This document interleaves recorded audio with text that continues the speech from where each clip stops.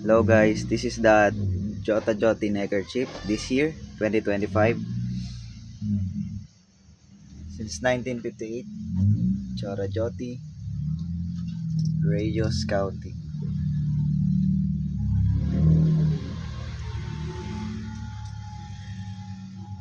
October 2025. Sa our slides, si Binoy, representing the Boy Scout of the Philippines. Carabao slide, our pambansang hayop. There's a Morse code saying I'm calling any station or ICQ. That's why there is letter C and Q there. Radio Scouting.